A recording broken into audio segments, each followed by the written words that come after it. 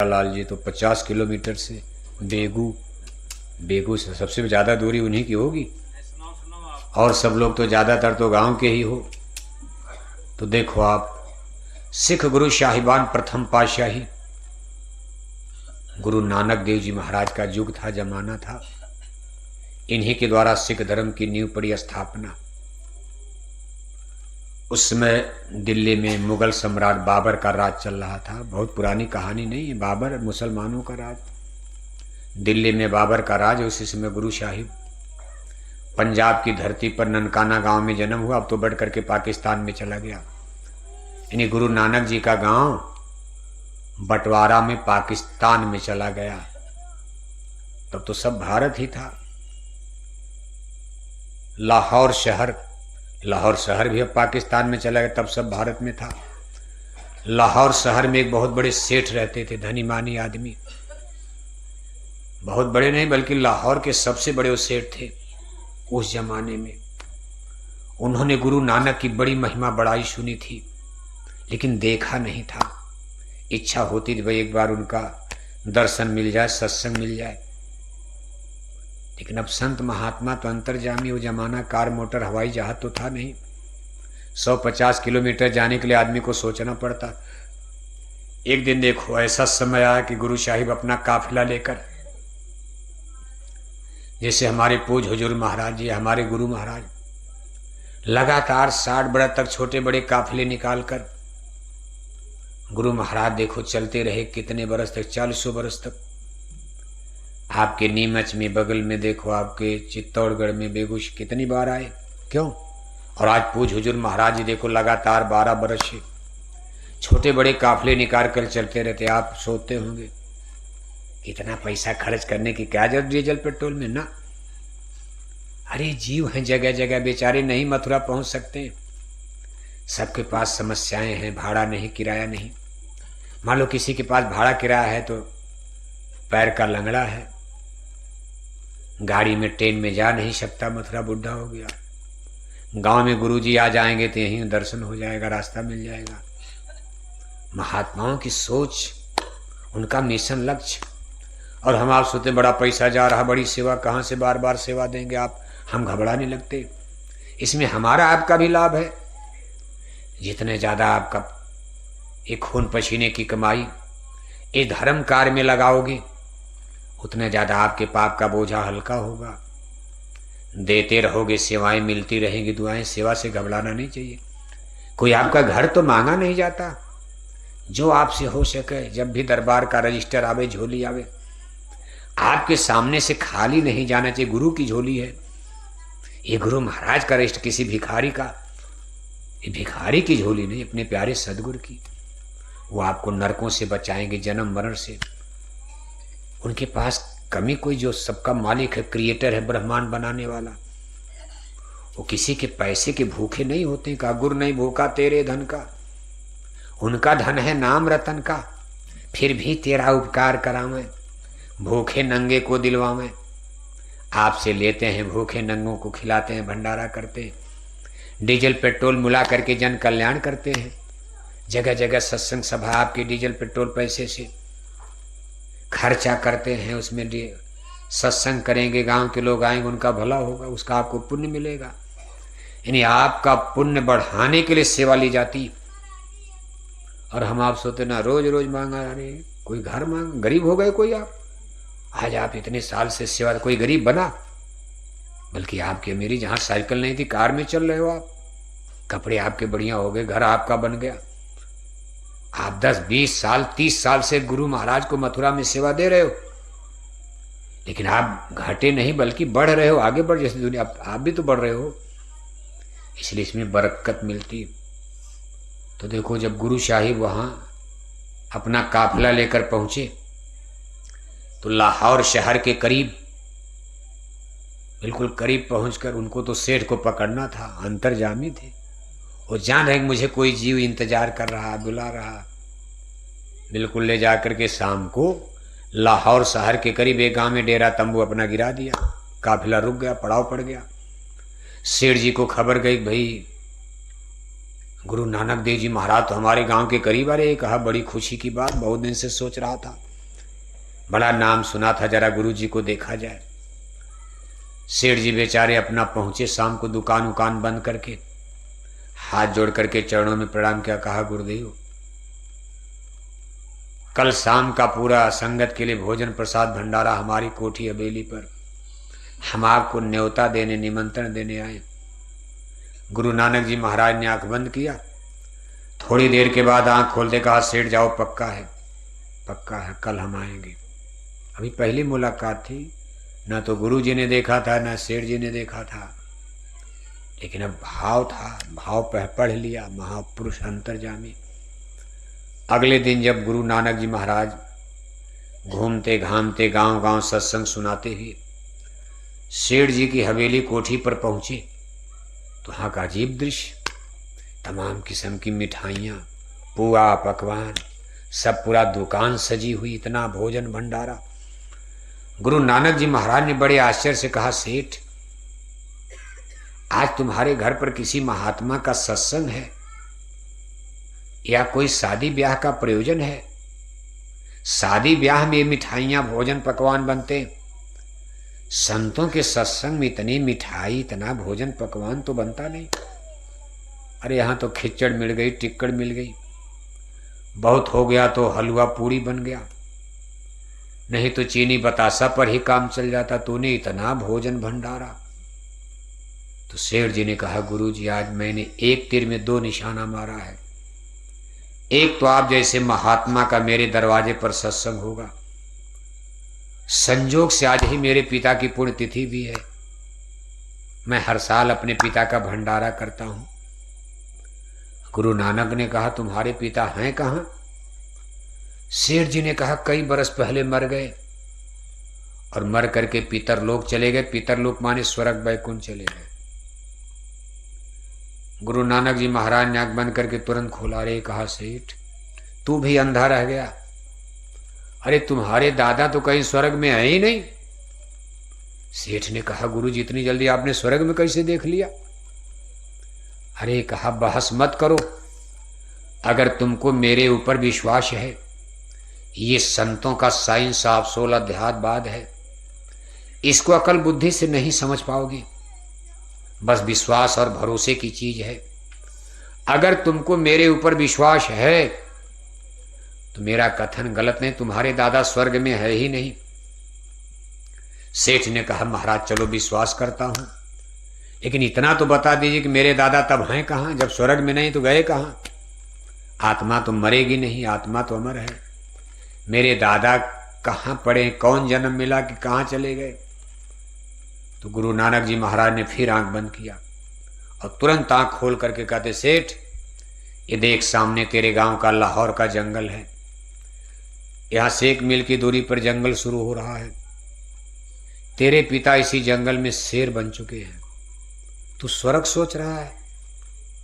तेरे पिताजी को इसी जंगल में, अपने गांव के जंगल में शेर का जन्म मिल गया। इस समय दिन डूब रहा है, शाम का समय है। जंगल के बाहर देख मोटा पीपल का पेड़ है, जंगल और पीपल के बीच में एक छोटी सी झाड़ है। तुम्हारे पिता इस समय जंगल से निकलकर उसी झाड़ में बैठे हैं, 2 दिन के भूखे हैं, कोई शिकार नहीं मिला, भूख लगी है। अगर तुमको खिलाना ही ला जाके खिला दे। सेठ ने कहा गुरुजी आप हमको मौत के मुंह में भेज रहे हैं। एक तो मांसाहारी जानवर, दूसरे 2 दिन का भूखा, वो तो हमको ही मार के खा जाएगा, शेर मिठाई खाएगा। गुरु नानक ने कहा ना ना ना, संत किसी को धोखा नहीं देते, तू जा, मेरा विश्वास कर। जब तुम्हारी आंख तुम्हारे पिता से मिलेगी तो शेर बिल्कुल ठंडा हो जाएगा, तुम्हारे सामने झुक जाएगा, उसको अपना पूर्व जन्म याद आ जाएगा, तुमको बेटे के रूप में पहचान जाएगा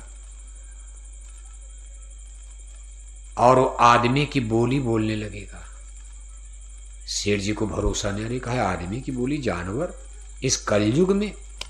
हम लोग सतयुग त्रेता की कहानी तो सुनते भाई जानवर बोलते थे, लेकिन कलयुग में कल खिस्से कहानी सुना जाता, कहीं देखा नहीं गया कि जानवर आदमी की भाषा बोल दे। लेकिन आज गुरु नानक करें जा, शेर आदमी की बोली बोलेगा, परिचय कर लेना कि तुम्हारा पिता है कि नहीं है, हमारा भी विश्वास हो जाएगा तुमको। अब सेठ जी को भरोसा लगे, डर के मारे बेचारे, लेकिन जा रहे हैं, डर भी रहे हैं, अगर कहीं गुरु जी की बात गलत हुई आज जान चली जाएगी।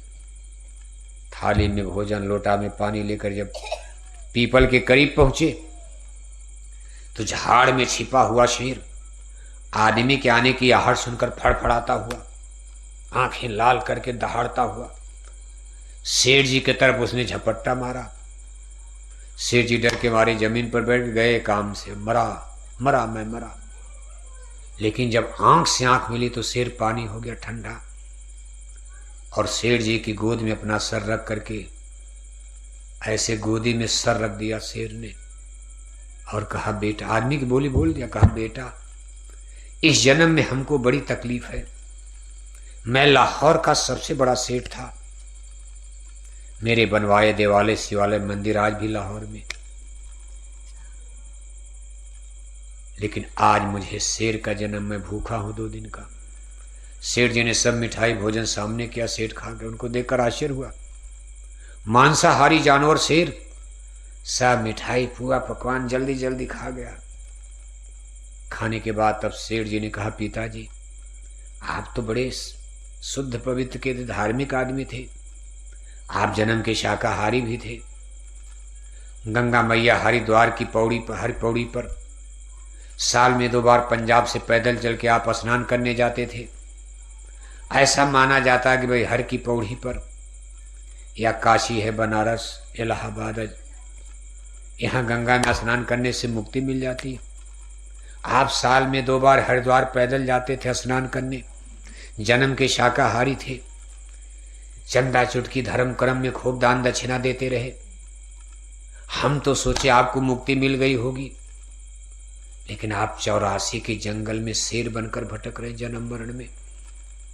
तो शेर ने रोते हुए कहा, बेटा मैं जन्म का शाकाहारी तो था, लेकिन मजबूरी थी, मेरे पिता वैष्णवपंथी थे, हमारे चूल्हे पर लहसुन प्याज नहीं पकता था, लेकिन मांस खाने की मेरी इच्छा बनी रहती थी।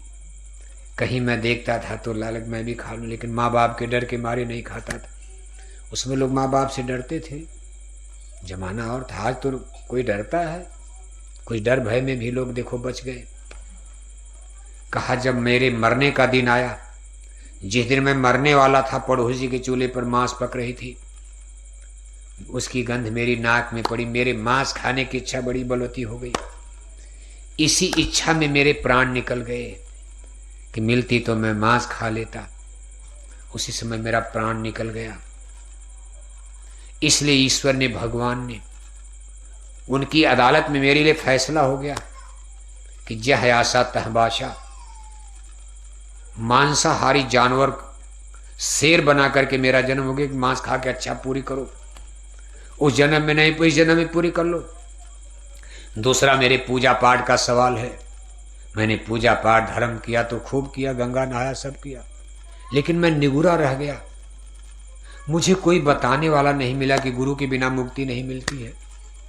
मुझसे ही धोखा हो गया। मैं संतों के सत्संग में गया ही नहीं, गंगा नहाता रहा, जमुना नहाता रहा, मंदिर में जाता रहा, घंटी घंटा बजाता रहा, लेकिन मुझे अपने जीवन में कभी संतों का सत्संग नहीं मिला कि मुझको कोई ये बता दे कि गुरु बिन भवनी तरे न कोई, जो बिरंच शंकर शम हुई, कर्णधार सदगुरु देह नावा, दुर्लभ सास सुलभ कर पावा, सतगुरु बिना न कोई बाँचे, नाम बिना 84 नाचे, गुरु भक्ति बिन ये गति पाई, नर देही सब बात गवाई। कहा मुझे गुरु नहीं मिले, गुरु भक्ति का मुझको मौका नहीं मिला। मैं पानी की भक्ति, पीपल पेड़ की भक्ति, पत्थर की भक्ति, कंकड़ पत्थर की भक्ति करता रहा, गुरु मैंने किया ही नहीं। और ईश्वर का कानून है कि निगुरा को मुक्ति नहीं मिलती है। गुरु बिन भव नितरे न कोई, गुरु नहीं रहेंगे। कहा गुरु बिन माला फेरते, गुरु बिन देते दान, और गुरु बिन दो निष्फल गए, कहत कबीर विचार। कहा गुरु किया नहीं, माला राम नाम की माला करने लगे, गुरु किया नहीं, चंदन टीका लगाकर मंदिर में कीर्तन करने लगे, गुरु किया नहीं, रामायण पढ़ने लगे, गुरु किया नहीं, गीता पढ़ने लगे, गुरु किया नहीं दान पुण्य करने लगे। कहा ये सब फल वृथा हो जाएगा। गुरबिंदो निष्फल गए कहत कबीर विचार। कहा सब बेकार है। कहा मेरे सारे धर्म कर्म के पुण्य को ईश्वर ने खारिज करवा दिया और मुझको 84 जन्म मरण में डाल दिया गया। जिस महात्मा ने तुमको भेजा जाके उनका चरण पकड़ लेना। तो इस तरह से मत भटकना जंगल पहाड़ में। मुक्ति तो संतों के पास है, गुरु के पास है। उस महात्मा के चरण में पड़ जाना, तेरा बेड़ा पार। और मेरे लिए भी प्रार्थना कर देना कि मेरे पिता का भी गुरु जी उद्धार करे, उतने बड़े महात्मा हो। जा। सेठ जी बेचारे ये कह करके शेर तो जंगल में भाग गया। सेठ जी बेचारे थाली लोटा उठाए, आकर रोते हुए गुरु नानक के चरणों पर गिर पड़े। कहा गुरु महाराज आज आपने मेरे अकल का ताला खोल दिया। मैं तो भ्रम में था। हर साल अपने दादा का भंडारा मना रहा था। स्वर्ग में भोजन भेज रहा था। दादा की भूख मिटे। दादा जंगल में भटक रहे। आपने प्रत्यक्ष दिखा दिया दादा तो यहीं भटक रहे हैं जन्म मरण में। स्वर्ग नहीं गए, यहीं भटक रहे हैं। लेकिन गुरु महाराज मेरे पिता का उद्धार कर दीजिए। तब गुरु नानक ने कहा था सेठ, संतों के हाथ का प्रसाद जो मैंने बनाकर भेजा तेरे पिता ने शेर योनि में ग्रहण कर लिया। इस प्रसाद का उसको लाभ मिलेगा। 1 हफ्ते के बाद जब तुम उस पीपल के पास जाओगे, अब वहीं ये शेर तुमको मरा मिलेगा। 1 हफ्ते के अंदर मर जाएगा। इसकी जोनी अब बदल जाएगी। इसको तुरंत अब मानव जन्म में लाया जाएगा। जस्तस 84 से काढ़ा, नर देही में फिर ले डारा। मैं इसको एक अच्छे घर परिवार में मानव जन्म दिलाऊंगा। जब ये कुछ सयाना हो जाएगा तो मैं इसको अपनी संगत में भर्ती करूंगा, नाम दान दूंगा, चेताऊंगा, और अगले जन्म में तेरे पिता का उद्धार होगा। कहने का मतलब यह है कि हम आप देखो जगत में भटकते हैं और यहाँ मोह में फंस करके जन्म मरण में जीव इसी तरह। हम आप सोचते बस इसी तरह मुक्ति मिल जाएगी, गुरु नहीं करेंगे काम चल जाएगा। कंकड़ पत्थर से, पानी से, पेड़ से, वो पूजा करो, उसमें मनाओ, दशहरा मनाओ, दिवाली मनाओ,